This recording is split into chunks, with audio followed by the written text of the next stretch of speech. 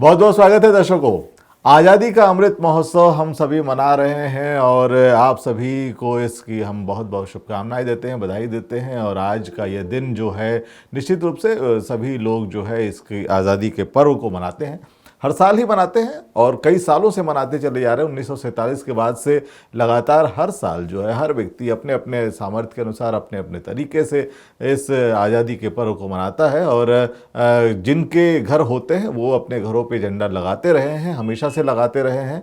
और जो उसको खरीदने का सामर्थ्य रखते हैं वो भी अपने कई जगह पे उन्होंने इस राष्ट्रध्वज को लगाया है। कई लोग अपने कमीज के में बैज की तरह लगाते हैं, कोई कलाई में पहनता है। तो मतलब राष्ट्रभक्ति या देशभक्ति दिखाने के जो तरीके हैं अलग अलग तरीके से, या फिर उसको महसूस करने के जो तरीके हैं, वो तो हर साल से होता रहा। बट इस बार जो है कुछ अलग तरीके से देशभक्ति दिखाने का एक अलग ही जज्बा चला हुआ है।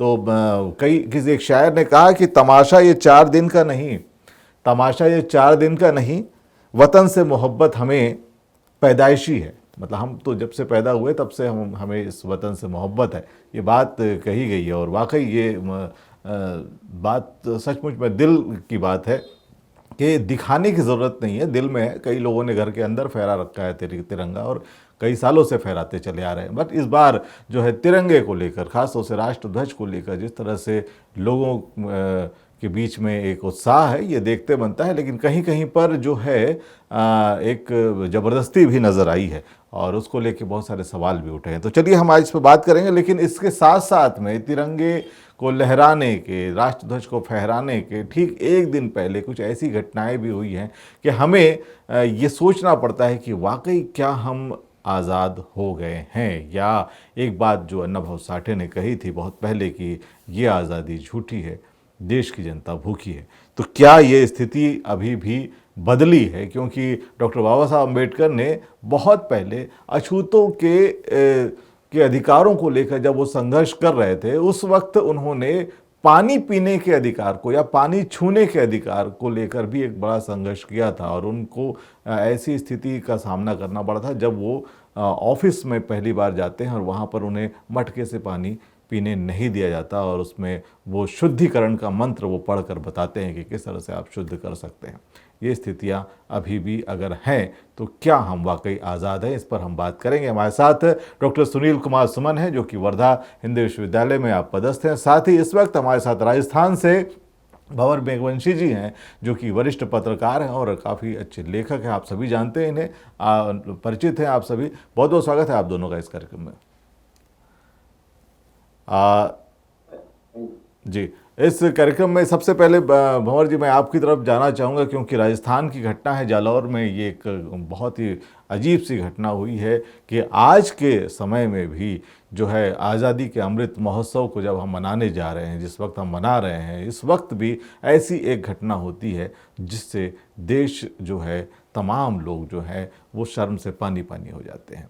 पानी की घटना है। पानी पीने के लिए एक बच्चे को, दलित बच्चे को इस बुरी तरह से मारा जाता है कि वो उसकी मृत्यु हो जाती है। क्या कहना चाहेंगे?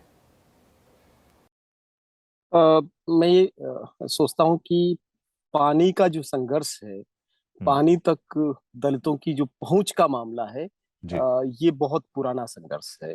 जी। जैसा आपने भी कहा कि बाबा साहब अम्बेडकर के वक्त में भी और उससे हम्म, पहले भी, और तमाम सारे साहित्य में भी आप देखेंगे तो ऐसा ऐसे सारा साहित्य लिखा गया जहाँ पर जी दलितों की जो पहुंच थी वो पानी तक नहीं थी।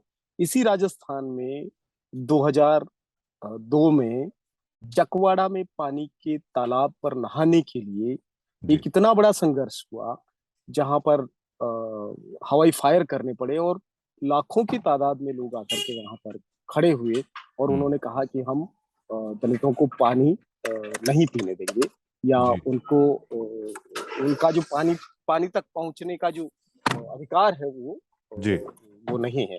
तो हम्म, ये जो आप देख रहे हैं, अभी जो इंद्र कुमार, जो 9 साल के बच्चे का जो मामला आया है, जी जी जी। मैं उसको देखता हूं तो मुझे लगता है कि ये तो बहुत आम बात है राजस्थान में। ये हम्म। प्रैक्टिस सामान्य सी प्रैक्टिस है। यहाँ पर जो मिड डे मील है सरकारी स्कीम में, वहाँ जी मिड जी डे जी। मील बनाने के काम में महिलाएं नहीं हो हम्म, सकती है।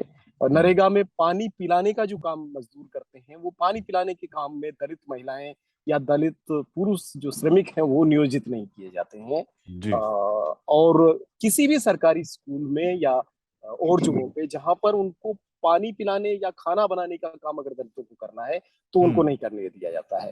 जी जी तो जी यहाँ तक कि दलित शिक्षकों के साथ ये होता है और हम्म दलित छात्र छात्राओं के साथ तो होता ही होता है। जी तो मेरा ये मानना है कि इंद्र कुमार की घटना हम्म जो है वो उस समाज के चरित्र को बताती है, हम्म जो चरित्र है हमारे समाज का, और ये हम्म, हमारे समाज की सच्चाई है। जी ये कोई बिल्कुल ऐसी बात नहीं है जिस जो कि कोई नई बात हो। मेरा ये मानना है कि ये तो रोज हो रहा है समाज में, हर दिन जी यही सब कुछ चल रहा है, यही हम जेल। और जिस इलाके में ये जालोर में, ये जी सिरोही, पाली, बाड़मेर, चार जिले राजस्थान के ऐसे हैं जी जहां पर आज भी कुछ पर्टिकुलर दिनों में दलितों की चेहरा देखना भी बुरा माना जाता है, अशुभ माना जाता है। हम्म तो हम्म उनकी छाया से भी परहेज। हम्म हम्म। तो ये स्थितियाँ काफ़ी मतलब हम समझते हैं कि ख़राब हैं। डॉक्टर साहब सुनील कुमार सर, ये जो स्थितियाँ हैं, क्या इसकी प्रेरणा आखिर आती कहाँ से है? एक राज्य है जहाँ पर जहाँ के न्याय के मंदिर, यहाँ की जो जहाँ हाई कोर्ट में मनुस्मृति के जो जनक हैं, मनु महाराज की, वहाँ पर मूर्ति लगाई हुई है, न्याय जहाँ से मिलना चाहिए, वहाँ पर अगर मनु की मूर्ति लगी हुई, तो निश्चित रूप से उस राज्य की क्या मानसिकता होगी, ये उस मानसिकता को दर्शाता है। क्या कहना चाहेंगे? देखिए, भारत में लंबे समय तक सामंतवाद रहा हम्म और जातिवाद तो यहाँ चलता ही रहा। तो कई राज्यों में धीरे धीरे स्थितियां बदली, लेकिन हम्म, राजस्थान और मध्य प्रदेश ऐसे राज्य हैं, दो राज्य जहां अभी जी भी बहुत सारी जो जातिगत मान्यताएं हैं वो हम्म ज्यादा जड़ हैं और ज्यादा क्रूर रूप में हमारे सामने आती हैं। जी जी दूसरे राज्यों का है कि वहाँ राजनीतिक चेतना या सामाजिक चेतना आ गई, तो इसलिए वहाँ स्थितियां सुधरी। जैसे आप महाराष्ट्र को ले सकते हैं, उत्तर प्रदेश को ले सकते हैं, हम्म इन बिहार को ले सकते हैं। इन राज्यों में जो वंचित तबका है उनके यहाँ राजनीतिक सामाजिक चेतना थोड़ी आ गई, इसके चलते वहाँ अन्याय अत्याचार है वहां भी, लेकिन प्रतिशत कम है, उसका स्वरूप दूसरा है। हम्म लेकिन राजस्थान और मध्य प्रदेश ऐसे दो राज्य हैं जो कि उनके यहाँ इस तरह की घटनाएं आती हैं जिससे लगता है कि राज्य, यहाँ का समाज कितना असभ्य है, जी कितना बर्बर है। उत्तर प्रदेश भी तमाम चेतना के बावजूद संघर्ष है उत्तर प्रदेश में, क्योंकि उत्तर प्रदेश हम्म ज्यादा एक तरह से जातिवाद का गढ़ रहा है, अभी भी है। जी राजस्थान लेकिन ऐसा राज्य है जहां हम्म ज्यादा हमें फ्यूडलिज्म दिखता है, ज्यादा हम्म सामंतवाद दिखता है कई सारे स्तरों पे। ठीक है, ये घटना हमारे सामने आ गई और अभी सोशल मीडिया का जमाना है, तो इसलिए तुरंत घटना पूरी देश विदेश में फैल जाती है, लोग सेंसिटिव हो जाते हैं, लोग लिखने लगते हैं, इसके खिलाफ में बोलने जी लगते हैं, एक दूसरे तक ये बात जाती है। जैसे इसी घटना को लेकर, जो जालौर की दर्दनाक घटना है, लोगों में काफी इसको लेकर गुस्सा है, आक्रोश है, और लोग लगातार, जो खासतौर से बहुजन समाज के लोग हैं, वो इसको लिख रहे हैं।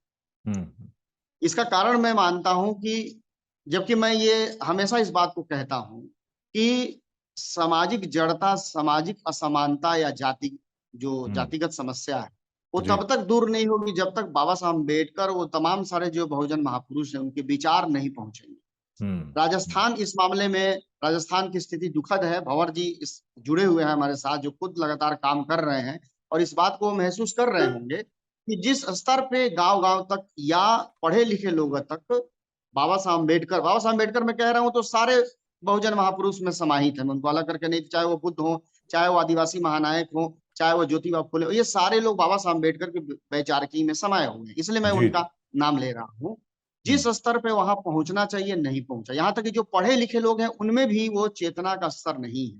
पहली हम्म चीज तो ये विचार के स्तर पे है, हम्म क्योंकि अगर विचार फैलेगा तो जी लोगों को अपने अस्तित्व का बोध होगा, अपने अस्तित्व का यानी कि सामाजिक हैसियत का बोध होगा। सामाजिक हैसियत का जब बोध होगा तो लोगों को धार्मिक हैसियत का बोध होगा, जो हम्म जहां पेच फंसा हुआ, हम्म जो जड़ है इन समस्याओं की, वो धार्मिकता। यानी जी जिस धर्म को वो लोग मानते हैं, जिस हम्म धर्म का वो लोग खुद को मानते हैं कि मैं इस धर्म का हूं, ये हम्म धर्म हमारा है, क्या हम्म सच में वो उस धर्म के हैं, या वो धर्म उनका है, क्या वो हम्म धर्म उनको अपना मानता है? नहीं मान, और हम्म उस धर्म ने कभी इनको नहीं माना।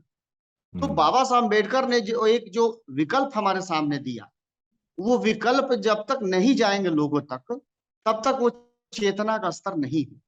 क्योंकि जब आप में सामाजिक चेतना नहीं आएगी, धार्मिक चेतना नहीं आएगी, तो जाहिर सी बात है राजनीतिक चेतना आने का सवाल ही नहीं है। तो जी, ठीक जी। है, ये घटना हुई है, कांग्रेस के खिलाफ एक आक्रोश होगा तो बीजेपी को लोग वोट दे देंगे, फिर हुँ, बीजेपी आएगी, फिर वैसे ही बलात्कार और हत्या की घटनाएं होंगी, फिर हुँ, आक्रोश लोगों में होगा, फिर कांग्रेस को वोट दे देंगे। लेकिन जो हुँ, धार्मिक गुलामी है वो तो हुँ, लोगों की जारी है, चाहे कांग्रेस की सरकार हो, बीजेपी की सरकार हो, लेकिन जो धार्मिक गुलामी है वो उनकी चल रही है। और हुँ, धार्मिक गुलामी सांस्कृतिक सामाजिक गुलामी को जन्म देती है। हुँ, तो पहली बात मैं ये कहूंगा कि लोगों को ज्यादा से ज्यादा बड़ी संख्या में धार्मिक गुलामी से मुक्त करने की जरूरत है। दूसरी चीज ये तब होगा जब शिक्षा का प्रचार प्रसार लोगों में होगा, सामाजिक चेतना का प्रचार प्रसार लोगों में होगा, सांस्कृतिक चेतना का प्रचार प्रसार लोगों में होगा। हुँ, इसके लिए जो इस तबके के पढ़े लिखे लोग हैं, नौकरी में आए हुए लोग हैं, उनकी जिम्मेदारी ज्यादा बढ़ जाती है। क्योंकि इंद्र कुमार की घटना है, बहुत दर्दनाक घटना है, हुँ, त्रासद घटना है, हम सब बहुत मर्माहत है, लेकिन ये हुँ, अंत तो नहीं है ना। हो सकता है हुँ। इससे भी खतरनाक घटना हमारा इंतजार कर रही है और ये वाक़ई, चलता वाक़ई, रहेगा। क्योंकि वाक़ई, वाक़ई। क्योंकि एक समाज जो शोषक है उसकी हुँ, आदत हो गई, क्योंकि शोषक वर्ग सोचता है कि ये जाएंगे कहाँ, ये तो हमारे हुँ, गुलाम बने रहेंगे। क्योंकि जब तक लोग धार्मिक रूप से गुलाम बने रहेंगे तब हुँ, तक जो है स्थितियां बदलने वाली नहीं है। ठीक है, उनकी विचारधारा है, वो मनु की मूर्ति लगाते हैं, वो उसको हुँ, मानते हैं। तो चूंकि हुँ, संख्या जिनकी है वो बिखरे हुए हैं, उनमें कोई हुँ, चेतना नहीं है, तो जाहिर सी हुँ। बात है जो कम संख्या में लोग हैं वो सत्ता में रहेंगे। जी, ये पार्टी का सवाल नहीं है कि जो कांग्रेस क्या करती है और बीजेपी क्या करती है, मुझे तो कोई बहुत अंतर दोनों में दिखता नहीं है। एक जो है हुँ, खुल के अत्याचार अन्याय करती है और एक थोड़ा दूसरे तरीके से करती है। अभी आप जी, देखिए जी। लाठीचार्ज हुआ उनके परिवार के लोगों पे, या हुँ, 5 लाख इनको दिया गया इस बच्चे के परिवार को और कन्हैया लाल को 50 लाख दिया गया, इसी सरकार ने दिया, क्योंकि वो जी। वोट बैंक का मामला है। कन्हैया लाल से वोट बैंक प्रभावित हो सकता है, लेकिन हुँ, सरकार को पता है, चाहे कांग्रेस हो चाहे भाजपा हो, कि दलित वोट की कोई कीमत नहीं है। ये दलित हुँ, जाएंगे सब कहाँ, ये सब मूर्ख लोग हैं, गुलाम लोग हैं, हम इनको मोटिवेट कर लेंगे। बीजेपी धार्मिक रूप से मोटिवेट कर लेगी और कांग्रेस दूसरे तरीकों से कर लेगी। हुँ। तो सबसे बड़ी जो दिक्कत है वो यही है कि बाबा साहब अम्बेडकर जहां पहुंचने चाहिए थे नहीं पहुंचे, और सबसे कम राजस्थान में पहुंचे हैं। इसलिए इस तरह की घटनाएं हो रही हैं और हम हुँ। लगातार इसको लेके चर्चा कर रहे हैं और परेशान हो रहे हैं और दुखी हैं। वाक़ई, वाक़ई। भंवर सर ये एक बात बताएँगे, मैं आपसे जानना चाहूँगा, एक बात आज प्रधानमंत्री मोदी जी ने भी कही है, लाल किले से जब वो भाषण दे रहे थे, उन्होंने 5 प्रण लिए और उसमें से एक प्रण उनका ये था कि हमारे मन के भीतर गुलामी का एक भी अंश है अगर, तो उसे नहीं होना चाहिए, उसे बचने नहीं देना चाहिए। गुलामी की बात, मन के भीतर की गुलामी की बात कही है। और हम देखते हैं जैसा कि अभी सुनील सर भी ये कह रहे थे कि जो गुलामी का है, हिंदू मानसिकता है और वहाँ पे गुलामी की जो मानसिकता बनी हुई है, एक बहुत पहले जो है महात्मा फुले ने भी इसी गुलामी को लेकर उन्होंने एक पूरा ग्रंथ लिख दिया था, पूरी बात उन्होंने कह रखी थी कि किस प्रकार की गुलामी जो है मानसिक जिसके अंदर हम जी रहे हैं, और यही बात धार्मिक गुलामी के अंतर्गत भी आती है। एक बहुत बड़ा वर्ग है जो अपने आप को हिंदू मानता है और हिंदू के नाम पर जो है वो लड़ने मरने को तैयार हो जाता है, लेकिन जब उसी हिंदू धर्म के एक जाति का जो बच्चा है वहाँ उसके साथ बुरा होता है, उसकी हत्या हो जाती है, जातिगत दुर्भावना की वजह से हत्या हो जाती है। अभी सुनील सर कह रहे थे कि शिक्षा की कमी है, लेकिन वहीं एक शिक्षक द्वारा हत्या हो जाती है। तो ऐसी स्थिति में क्या कहना चाहेंगे कि ये जो मसला है, ये धर्म का अलग हो जाता है, जाति का अलग हो जाता है। जब वो हिंदू के ऊपर यानी कन्हैया लाल पर बात होती है तो तमाम हिंदू संगठन जाग जाते हैं, लेकिन वहीं एक हिंदू के ही एक निचली जाति के बच्चे के साथ ऐसा होता है तो हिंदू संगठन शांत रहते हैं। मुझे लगता है कि हमारा असमंजस ये है, जी। और उसी से हमारा ये दुख और पीड़ा भी उपजती है हम्म। कि हम दलित और आदिवासी शायद कहीं न कहीं अपने आप को उस हिंदू धर्म का हिस्सा मानते हैं, जी। और वो लोग भी कहने के लिए कभी-कभी हमको हिंदू कहते हैं, हम्म। लेकिन हम वाकई हिंदू हैं, इस पर सबसे बड़ा सवाल तभी खड़ा होता है जब इस तरह की तमाम चीजें होती हैं। हम्म। मैं आपको कहना चाहता हूँ कि मैंने अभी जिक्र किया कि चकवाड़ा में पानी का तालाब का पानी छूने पर जिस हम्म। बाबूलाल बैरवा को समाज से बहिष्कृत किया गया था और उस पर 51,000 रुपए का दंड अधिरोपित किया गया था, हम्म। वो व्यक्ति अयोध्या की कार सेवा में शामिल हुआ, विश्व हिंदू परिषद का कार्यकर्ता था। जी। लेकिन जब वो विश्व हिंदू परिषद के कार्यकर्ता के नाते राम मंदिर के लिए जा रहा था तब तो वो स्वीकार्य था, लेकिन जब उसने अपने अधिकार के लिए तालाब के अपने ही गांव के पानी को छूने या वहां नहाने की बात उठाई, तब कोई उसके साथ खड़ा नहीं हुआ, बल्कि उसके विरोध में खड़े हुए। अभी जी, जी। थोड़े दिनों पहले ही जितेंद्र मेघवाल नाम के एक युवक का बहुत ब्रूटल तरीके से मर्डर किया गया था। मूंछ वाले मामले को आपने सुना होगा। जी, जी, जी, जी। उस वाले मामले में जब हम फैक्ट फाइंडिंग के लिए वहां पहुंचे, तो हमें पता चला कि खुद जितेंद्र जो मारा गया, वो आरएसएस का कार्यकर्ता था और हुँ, 2 साल तक वो उनके साथ सक्रिय रहा, उनकी 7 दिन की ट्रेनिंग का भी हिस्सा रहा। और हुँ, बहुत गर्व के साथ उसके वो फोटो भी हैं, टोपी के साथ, हाफ पैंट के साथ और लठ के साथ। हुँ, उस लड़के के साथ जब उसका मर्डर हो गया, हुँ, तो उसके पक्ष में खड़े होने के बजाय उसके विपक्ष में, हुँ, जिन्हें हत्या के आरोपियों के समर्थन में रैली निकाली, उनके हाथ में भगवा झंडे थे और जय श्री हुँ, राम और जय भवानी के नारे थे। हुँ, 2 अप्रैल 2018 को एट्रोसिटी एक्ट के बचाव के लिए जितना जो बड़ा आंदोलन हुआ, राजस्थान में 6 जगहों पर ऐसी एफआईआर दर्ज हुई है, जहां उस एफआईआर में लिखा हुआ है कि दलितों के, आदिवासियों के इस प्रोटेस्टर्स पर आरएसएस और विश्व हिंदू परिषद के दफ्तरों से भगवा झंडा लेकर के लोगों ने जय श्री हुँ, राम के, वंदे मातरम के नारे लगाते हुए हमला किया। इंद्र कुमार के मामले में भी कोई भी नहीं आया ये कहने के लिए कि इंद्र कुमार मेघवाल और उसकी कम्युनिटी भी उन्हीं हुँ, हिंदू देवी देवताओं को पूजती है, उन्हीं अपने आप को हिंदू मानती है। तो जी, कहीं खड़े नहीं होते हैं। वो खड़े हो जाते हैं गाय के लिए, वो खड़े हो जाते हैं बंदरों के लिए, वो खड़े हो जाते हैं किसी के भी लिए, जी, जी, लेकिन जी। दलित और आदिवासी के साथ खड़े नहीं होते हैं। हिंदू मानना तो बहुत दूर की बात है, वो तो इंसान ही मानने के लिए तैयार नहीं है। जब आपको हुँ, जानवरों से भी बदतर मान रहे हैं, तो फिर कैसे उनसे हम उम्मीद करेंगे? तो ये निश्चित रूप से ये जो धार्मिक गुलामी है, जिसकी तरफ इशारा भी किया सुनील हुँ, सर ने भी और आपने भी हुँ, कहा, ये हुँ, इस गुलामी से जब तक हम नहीं छूटेंगे, तब हुँ, तक कोई कुछ होना नहीं है। और राजस्थान का ये दुखद पहलू है कि यहाँ बाबा साहब अम्बेडकर के साथ नहीं थे हमारे पुरखे, जी, बल्कि बाबा साहब अम्बेडकर के खिलाफ, बाबा साहब का जो लोग पुतला जला रहे थे, उनके हुँ, खिलाफ जो लोग नारे लगा रहे थे और जो पर्चे बांट रहे थे, हुँ, वो लोग राजस्थान में सक्रिय रहे हैं। तो हुँ, अम्बेडकर वाद का सबसे बाद में पहुंचना और पिछले 1000 साल तक किसी भी रेजिस्टेंस का मूवमेंट राजस्थान में नहीं होना, यहाँ हुँ, कोई कबीर नहीं, कोई रविदास नहीं, कोई चोखा मेला नहीं, कोई फुले अम्बेडकर जैसे लोग नहीं हुए, तो वो जो एक तरह का एक डेजर्ट है हुँ, आइडियोलॉजिकल, हुँ, उसका परिणाम है कि धार्मिक और सामाजिक गुलामी आज भी बनी हुई है। और अब एक चेतना आ रही है, लेकिन जी, अभी भी मैं मानता हूँ कि बाकी भारत का जो बाकी हिस्सा है, जिन राज्यों का यह नाम लिया गया, महाराष्ट्र वगैरह का, हुँ, हुँ। उनके मुकाबले में अभी भी मुझे लगता है कि हम कम से कम 100 साल पीछे। जी, जी, जी। वाक़ई देखा जाए तो निश्चित रूप से वो परिस्थितियाँ अभी भी बहुत नहीं बदली हैं। जैसा कि सुनील सर कह रहे थे कि शिक्षा का अभाव है। आपने कहा कि वहाँ पे जागरूकता फैलाने वाले या जागरूक करने वाले लोग या संत महात्मा वहाँ पर उस तरह के नहीं हुए। ये वजह आपने बताई हैं। निश्चित रूप से बहुत सारी बातें हैं जो एक बहुत बड़े वर्ग को पीछे ढकेलती रही हैं। खुद वो वर्ग भी है जिसके जो उस गुलामी से बाहर निकलने की कोशिश नहीं किया जिसने, वो भी एक है। लेकिन वहीं हम देखते हैं कि वो राज्य भी जहाँ पर लोग इन गुलामियों से बाहर निकलने के लिए या जहाँ पर संत महात्माओं के कार्यों की वजह से थोड़ा बहुत जो जागरूकता आई है, वहाँ पर भी बहुत ज़्यादा स्थितियाँ बदली हुई नज़र नहीं आती, क्योंकि जब जब ऐसी कोई घटनाएं होती हैं तो एक विशेष वर्ग या फिर एक विशेष जाति के लोग ही जो है उसके सपोर्ट में नज़र आते हैं। एक बहुत जो एक जाति का एक जो बड़ा वर्ग है, जिसे सवर्ण वर्ग हम कह सकते हैं, वो इसके सपोर्ट में नज़र नहीं आता है। ये स्थितियाँ तो बनी हुई हैं। वहीं पर हम न्याय व्यवस्थाओं की अगर बात करते हैं तो वहाँ से भी बहुत ज़्यादा उस तरह के भाव भी नहीं दिखते हैं। एक बात आज इन्होंने कही है प्रधानमंत्री मोदी जी ने, कि उन्होंने कहा कि दो चीज़ें हैं जो इस देश को खा रही है, एक भाई भतीजावाद, दूसरा भ्रष्टाचार। भ्रष्टाचार की जो स्थितियां हैं वो तो हम सभी जानते हैं, जो तमाम स्थितियां हैं, लेकिन भाई भतीजावाद है जिससे हम लगातार ग्रसित रहे हैं। हम इसको देखते हैं, चाहे वो नौकरियों की नियुक्तियों में हो, चाहे फिर खेलों में हो, उन्होंने भी इसका जिक्र किया।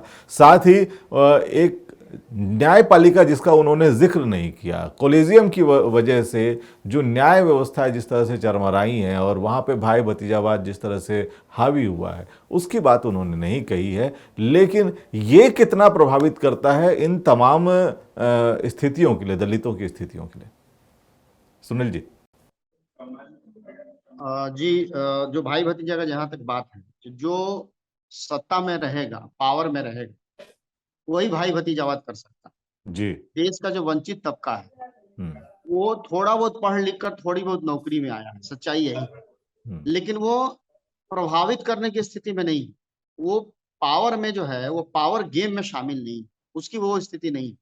जिस देश में एक बच्चे को पानी का मटका छूने पे उसकी हत्या हो जाती है, वह भाई भतीजा का क्या मतलब होगा? तो भाई भतीजावाद वंचित समाज से उसका कोई लेना देना नहीं है। पहली बात, अगर जी प्रधानमंत्री जी ने ये बात कही है तो जी जी। ये भाई भतीजा उनके लिए होगा जो सत्ता में है, जो पावर में लोग हैं। तो हम्म पावर में कौन से लोग हैं, किन वर्गों के लोग हैं, किन समुदायों के लोग हैं, किन जातियों के लोग हैं, पहली बात ये।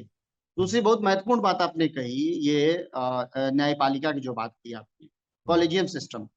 प्रधानमंत्री जी को ये बात कहनी चाहिए थी, बहुत क्रांतिकारी बात होती है, बहुत ऐतिहासिक ये कदम होगा अगर वो कॉलेजियम सिस्टम को खत्म कर देते। जी। क्योंकि सबसे ज्यादा अगर कोई भाई भतीजा दिखता तो मैं फिल्म इंडस्ट्री में है, लेकिन वो निजी क्षेत्र है, वहां कोई भी अपने बेटे को प्रमोट कर सकता है, कोई नहीं रोक सकता। बिल्कुल। लेकिन जो एक बहुत महत्वपूर्ण संस्था है न्यायपालिका, लोकतंत्र के लिए, किसी भी देश के लिए, और भारत जैसे देश के लिए, जो इतनी असमानताओं, इतनी जड़ताओं, इतनी संकीर्णताओं के बीच में भारत देश चल रहा है, जी रहा है, वहां पे एक जो बड़ी आशा है, जो न्याय की उम्मीद है, वो न्यायपालिका से हो सकती है। लेकिन वहां कुछ कुछ एक खानदानों के लोग ही लगातार आगे बढ़ते आ रहे हैं, कुछ एक खानदान के लोग ही पीढ़ी दर पीढ़ी न्यायपालिका में उनका कब्जा है। तो सबसे ज्यादा जो भाई भतीजावाद है वो न्यायपालिका में। अगर प्रधानमंत्री जी सच में चिंतित हैं तो उनको जी। खुल के बोलना चाहिए कि वो सबसे पहले न्यायपालिका से इस भाई भतीजावाद को खत्म करेंगे, और आप भारतीय न्यायिक सेवा जो है संघ लोक सेवा आयोग की तरफ से बनाइए, और वहां से जो है जजों की नियुक्ति कीजिए। उसमें रिप्रेजेंटेशन होना चाहिए समाज के सभी वर्गों का। जाहिर है जिसने एलएलबी किया होगा, एलएलएम किया होगा, जिसके पास वो योग्यता होगी, जो अनुभव होगा वकालत का, वही जज बन सकता है। तो आप मौका तो दीजिए। तो सारे जी। वर्ग के लोग उसमें जब न्यायपालिका में होंगे तो ये स्थितियां नहीं होंगी। क्योंकि आजकल आप देखेंगे, पहले सुप्रीम कोर्ट था कि और कहीं न्याय मिलेगा नहीं मिलेगा, सुप्रीम कोर्ट में थोड़े पढ़े लिखे जज हैं, अच्छे जज हैं, वहां पे प्रगतिशील लोग हैं जज के रूप में, जो न्याय करते हैं न्याय की कुर्सी। लेकिन सुप्रीम कोर्ट भी लगातार जिस तरह के वहां फैसले आ रहे हैं, अभी हिमांशु कुमार के केस में हुआ कि 5 लाख जुर्माना उनके ऊपर लगाया गया, उसके पहले जी। 10 लाख आदिवासियों को कहा गया कि छोड़ो भैया, जहां तुम रहते हो छोड़ के जाओ, ये जमीन तुम्हारी नहीं है। तो ऐसा असंवेदनशील कोई जज कैसे हो सकता है कि वो 10 लाख लोग को, 10 लाख परिवारों को सीधे कहे कि आप छोड़ दो? यानी कि अब जो उच्चतम न्यायालय है, उच्चतम न्यायालय के प्रति भी लोगों का जो भरोसा है, जी। वो भी खुद उच्चतम न्यायालय की तरफ से ही डगमगाने की स्थिति पैदा की जा रही है। मतलब हमने जो है न्यायपालिका का हालत देख लिया। मीडिया जो चौथा स्तंभ है उसका सब लोग देख रहे हैं कि मीडिया को भी वाकई किस तरह से बर्बाद किया गया। यानी वाकई कि ये वाकई। पूरी कोशिश है कि लोकतंत्र के जो 4 स्तंभ है, मीडिया जो चौथा स्तंभ है, उसको ध्वस्त करो, ध्वस्त कर चुके लगभग लोग, और न्यायपालिका को भी धीरे धीरे धीरे धीरे ध्वस्त करो, तो लोकतंत्र ही ध्वस्त हो जाएगा। तो जी जब जी जी। लोकतंत्र ध्वस्त होगा, तो इसमें सबसे ज्यादा अगर नुकसान किसी का होना है तो यहाँ के वंचित तबके का होना है, उन्हीं का नुकसान होगा। अगर लोकतंत्र मजबूत होगा तो सबका फायदा हो, पूरे देश का फायदा हो। लेकिन जो कुछ एक वर्ग के लोग, जो जाति के आधार पर खुद की श्रेष्ठता को स्थापित करना चाहते हैं, जो आर्थिक सामाजिक हिस्सेदारी जिनकी सबसे ज्यादा है, भागीदारी कम है, हिस्सेदारी ज्यादा है, जी। लोकतंत्र ध्वस्त होगा तो उनका फायदा होगा, इसलिए वो लोग लोकतंत्र ध्वस्त करेंगे। तो भाई भतीजावाद तो न्यायपालिका में है, उसको दूर कर दीजिए। और जो विश्वविद्यालय है देश भर के, अकादमिक संस्थान या दूसरे संस्थान है, वहां आंकड़ा निकाल लीजिए कि किन किन परिवारों के लोग वहां पे काबिज हैं। अच्छी बात है, अगर आप भाई भतीजावाद के लिए चिंतित हैं तो बहुत खुशी की बात है। अगर अब इस बात के लिए चिंतित है कि लेश मात्र भी गुलामी हमारे अंदर नहीं होनी चाहिए, तो गुलामी तो जो है आपके लोग ही डाल रहे हैं। मानसिक गुलामी, मानसिक बीमारी पर भी प्रधानमंत्री को बात करनी चाहिए। ये जो जाति की जो मानसिक बीमारी है लोगों में, इसको दूर कीजिए, इसका इलाज जरूरी है। कानून बने हुए हैं, लेकिन कानून को लागू करने वाले लोग यही लोग हैं जो शोषक वर्ग के लोग हैं, जो इस शोषण की परंपरा को आगे बढ़ाते रहे। तो मैं इसलिए इस बात को बार बार लौट के आता हूं कि बजाय हम उनकी ओर देखें कि वो हमारी स्थिति को सुधारेंगे, वो नहीं सुधारने वाले। क्योंकि उससे उनका वर्चस्व कायम रहेगा, इससे उनका वर्चस्व है। वाकई। सुधार कौन करेगा? जो इस तबके के पढ़े लिखे लोग हैं, जो बहुजन समाज के नौकरी में आरक्षण की वजह से जो लोग नौकरी में आए लोग हैं, जो इस समय पेट पालू समाज जो बन गया है, जो एक तरह से कीड़े मकोड़े की तरह जिंदगी जी रहा है, पेट पाल रहा है केवल, उसमें समाज के प्रति कोई जागरूकता नहीं, कोई जिम्मेदारी बोध नहीं है, कोई पे बैक टू सोसाइटी की भावना नहीं है। ऐसे लोगों को हम ये सतर्क करें, ऐसे लोगों को हम चेतना जगाएं, ऐसे लोगों के से हम सवाल करना शुरू करें कि तुमने जो आरक्षण से नौकरी ली है तो तुम्हारी क्या जिम्मेदारी बनती है, तुम्हारी समाज के प्रति क्या जो है, तुम्हारे क्या फ्री में ये मुफ्त में तुमको आरक्षण मिला हुआ है तुम्हारे पेट पालने के लिए, परिवार चलाने के लिए? तो कितना आप दूसरे को दोष देंगे, कितना आप व्यवस्था को दोष देंगे? आज बहुत सारे लोग पढ़ लिख के आगे आए हैं ना, स्कूल क्यों नहीं खोलते हैं? इतने सारे अंबेडकर जयंती पे देश भर में जुलूस निकाले जाते हैं, लाखों नहीं करोड़ों रुपए जो है इस पर खर्च किए जाए, बर्बादी होती, कव्वाली में नाच गान में बर्बादी होती। बहुत सारे संगठन साल भर के जो अधिवेशन कराते हैं उसमें कितने लाख रुपए बर्बाद, 8-10 तो बामसेफ अपने अधिवेशन कराते हैं, सबके पैसे जोड़ लीजिए तो कितने लाख रुपए इसमें बर्बाद होते हैं। ये सारे पैसे इकट्ठा करके स्कूल खोलो, आप मातृभाषा में पढ़ाइए, अंग्रेजी में पढ़ाइए, विदेशी भाषा सिखाइए, भारतीय भाषा सिखाइए, लेकिन अपने बच्चों को अपनी वैचारिकी के साथ स्कूल खोलिए। सरस्वती जी। शिशु मंदिर तो स्कूल चलता है ना, उनको पता है कि स्कूल से जो है विचार फैलता है, फिल्मों से विचार फैलता है, मीडिया से विचार फैलता है। मैं तो उनकी तारीफ करता हूँ कि वो कितने समर्पित लोग हैं। तो क्या वंचित जमात को किसी ने रोका है कि तुम स्कूल मत खोलो? आज इस राजस्थान की घटना के बाद ये सवाल हमारे सामने आ गया है कि क्यों नहीं इन तबकों के लोग, बहुत सारे उद्योगपति हैं, डिक्की जैसी संस्थाएं हैं, आप स्कूल शुरू कीजिए, अपने स्कूल चलाइए, आप अपने बच्चों को पढ़ाइए उसमें, इससे परिवर्तन। तो लगातार रोने धोने से कुछ नहीं होने वाला है, करने से हो। और हमें अब करने के बारे में सोचना हो, क्योंकि जो बहुजन राजनीति की स्थिति है, दलित राजनीति की स्थिति है, वो बहुत निराशाजनक है। फिलहाल राजनीति से हम कुछ अपेक्षा नहीं कर सकते। तो जो बुद्धिजीवी तबका है, जो पढ़ा लिखा तबका है, ये उनकी जिम्मेदारी है कि वो कैसे अपने जिम्मेदारी भाव को समझे, पे बैक टू सोसाइटी को समझे और उसको लेके आगे आए। तब परिवर्तन हो सकता है, तब चीजें दूर हो सकती हैं, और जो ये दलितों की जो दुर्दशा है इस देश में या जी। वंचित समाज, उसमें जो है बदलाव आ सकता वाकई वाकई वाकई देखा जाए तो मेघवंशी जी, आप क्या कहना चाहेंगे इस विषय पे? क्योंकि देखिए, मानसिक गुलामी जो है वो निश्चित रूप से ये मन के ऊपर व्यक्ति की खुद की अपनी समस्या है। और जैसा कि सुनील सर ने बात कही है कि अगर आप सक्षम खुद बनने की कोशिश करें या खुद संसाधन वो बना दें, जैसा कि ये जो घटना हुई है वो भी सरस्वती शिशु मंदिर में हुई है, और सरस्वती शिशु मंदिर आरएसएस का बहुत पुराना निजी विद्यालय रहा है, जो कि बाद में उन्होंने सरकारी ऐड भी उनको कई जगह पे उपलब्ध कराई है। तो ये उनकी विचारधारा को बढ़ाने वाला हमेशा से एक उन्होंने संस्थान बनाए हैं, अपने अलग अलग संगठन बनाए हैं, लेकिन इसका अभाव नज़र आता है। सिर्फ राजस्थान के परिप्रेक्ष्य में नहीं कह रहा हूँ मैं, आप ये देखें कि पूरे देश में भी आप भ्रमण करते हैं, आपने देखा है कई जगह पे लोग अब संस्थान, अपने छोटे मोटे बुद्धिस्ट संस्थान भी बने हुए हैं, लेकिन उस पैमाने पर उस तरह से वो चीज़ें जो है नहीं। प्रधानमंत्री जी ने भी आज ये बात कही है कि आत्मनिर्भर जो बात कहने की है वो सरकारी कार्यक्रम नहीं, व्यक्तिगत या जन आंदोलन होना चाहिए। तो ये जन आंदोलन को, इस जन आंदोलन को जो बहुजन समाज है, उस बहुजन तबके ने क्यों नहीं अपनाया? क्या आपको लगता है कि इसमें क्यों पीछे रह जाते हैं? मैं सुमन जी की इस बात से पूरा एग्री करता हूँ कि हमने अभी तक केवल हम इवेंट करने पर जोर दिए हुए हैं। जब भी कोई इस तरह की घटना हो जाती है तो हम आक्रोश का प्रदर्शन करते हैं, और जब इस तरह की घटनाएं नहीं होती है तो हम बड़े बड़े भव्य आयोजन करते हैं। और हमको लगता है कि साल में एक अधिवेशन या जयंती मनाना और बाबा साहब का जो निर्वाण दिवस है उसको भव्य तरीके से, और ज्यादा हुआ तो 14 अक्टूबर को भी, धर्मांतरण दिवस को भी मना लिया जाए। तो हमारी सारी एनर्जी या तो बीत रही है प्रदर्शन करने में, आक्रोश में, या फिर बीत रही है एक तरह का आयोजन करने में। और इस सारी चीजों के बीच में शायद हम ये नहीं समझ पा रहे हैं कि जो इंस्टीट्यूशंस की जरूरत होती है किसी भी विचार को एक शाश्वत बनाने के लिए, उस दिशा में हमारा कोई काम नहीं हो पाया। हम कॉन्स्टिट्यूशन की बात तो कर रहे हैं, बार बार उसको बचाने की भी बात कर रहे हैं, उसको घर घर ले जाने की भी बात कर रहे हैं, लेकिन कॉन्स्टिट्यूशन के तो कोई हाथ पांव नहीं है। वो चलता किस पे है? वो चलेगा तो इंस्टीट्यूशंस पे ही। और आज हम देख रहे हैं कि आरएसएस ने पूरी तरीके से जो कॉन्स्टिट्यूशनल इंस्टीट्यूट्स हैं उन पर कब्जा कर लिया है। जी। और उसने न केवल कब्जा किया है, बल्कि जिन पर वो कब्जा नहीं कर सकते हैं उनको बदनाम करके केस कर दिया है।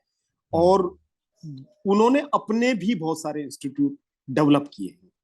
आप अगर उनके मुकाबले में देखेंगे तो हमारा ये विजन नहीं रहा, हम ये नहीं कर पाए। हम बार बार मंचों पे तो कहते रहे कि शिक्षित बनो, बाबा साहब ने कहा शिक्षा शेरनी का दूध है, लेकिन वो शिक्षा मिलेगी कहाँ? क्या वो सरस्वती शिशु मंदिर में मिलेगी, या सरस्वती विद्या मंदिर में मिलेगी, या आदर्श विद्या मंदिर में मिलेगी?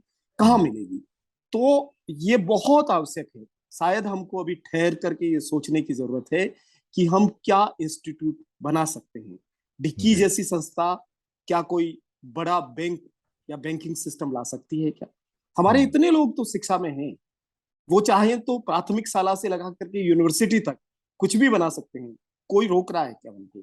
लेकिन हम जब तक किसी और के भरोसे रहेंगे, मुझे लगता है कि वो नहीं होगा जो हम चाहते हैं। और हमारे विचार को अगर मजबूत करना है, स्थायी करना है और उसको आगे ले जाना है, तो वो तभी होगा जब हम संस्थानीकरण करें।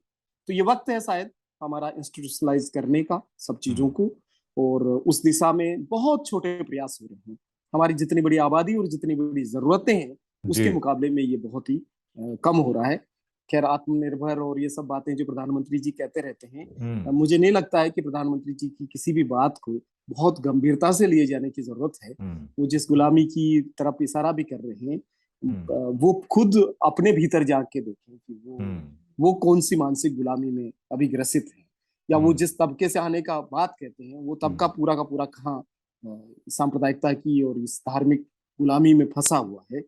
तो मुझे लगता है कि पूरी जो दलित बहुजन विचारधारा है, उसको मानसिक गुलामी से दूर होने के लिए तो बहुत बढ़िया तरीके से बहुत काम हो चुका है ऑलरेडी। और उनको कोई बहुत ज्यादा अभी किसी के भाषण की लाल किले से दिए हुए की जरूरत नहीं है। उनके पास अपना विरासत में वो सारी चीजें हैं जहां से वो उस गुलामी से मुक्त हो सकते हैं, और बड़े पैमाने पर लोग मुक्त हुए हैं और हो रहे हैं। तो वो कोई दिक्कत नहीं है, लेकिन मुझे लगता है कि हमारी रफ्तार बहुत धीमी है। इस रफ्तार को और तेज किए जाने की जरूरत है। बिल्कुल बिल्कुल।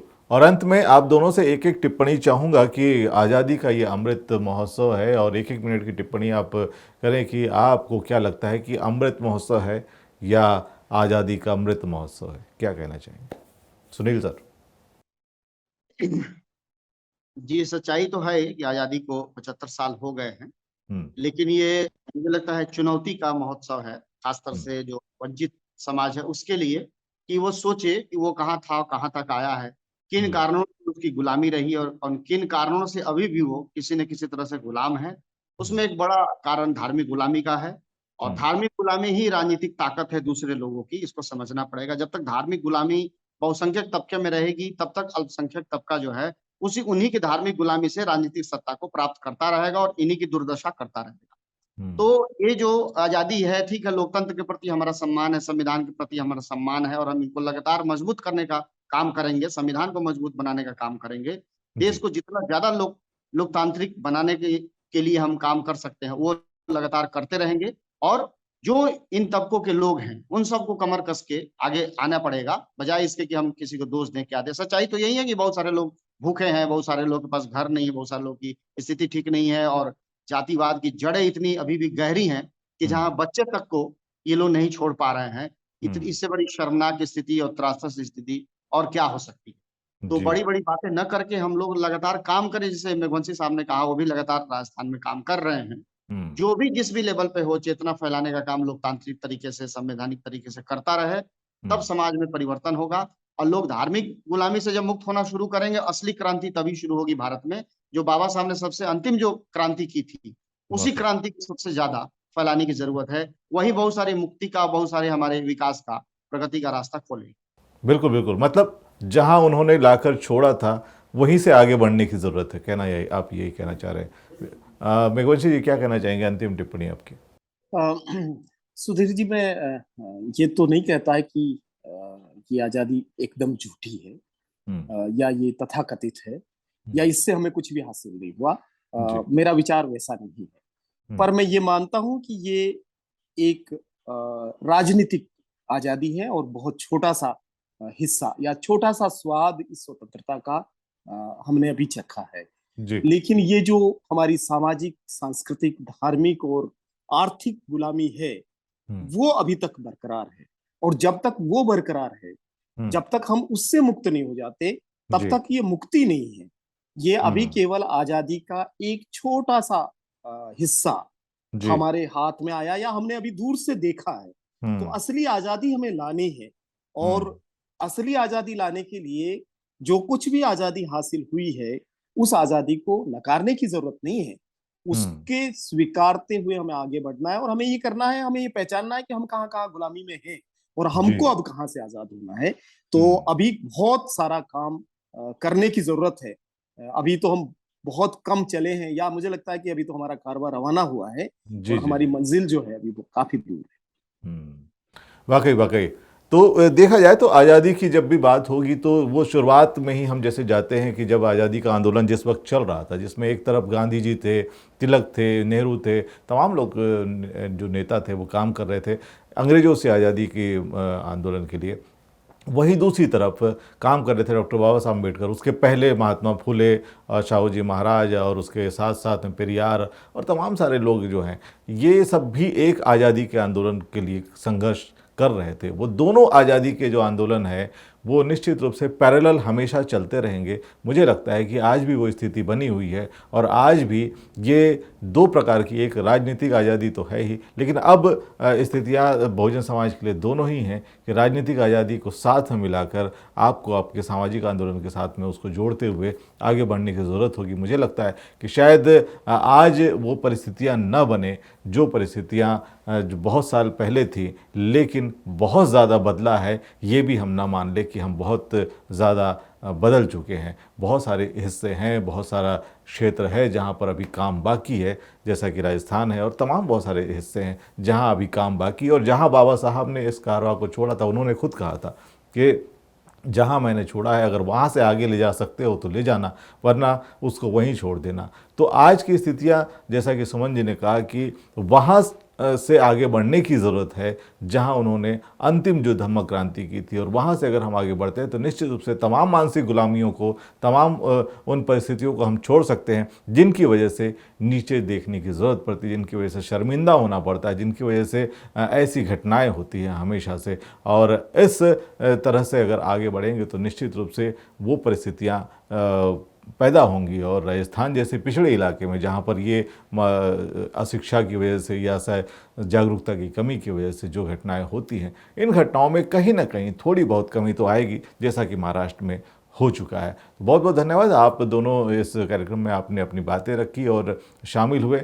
निश्चित रूप से इस पर बातचीत तो बहुत लंबी है और बहुत सारी बातें इसमें हैं, लेकिन तमाम बातों का इस छोटे से कार्यक्रम में हम शामिल नहीं कर पाएंगे। आपने इसमें हिस्सा लिया, आपका बहुत बहुत धन्यवाद। उम्मीद करते हैं आगे भी आप अपनी बात यहाँ पर रखते रहेंगे। Thank you. Thank you.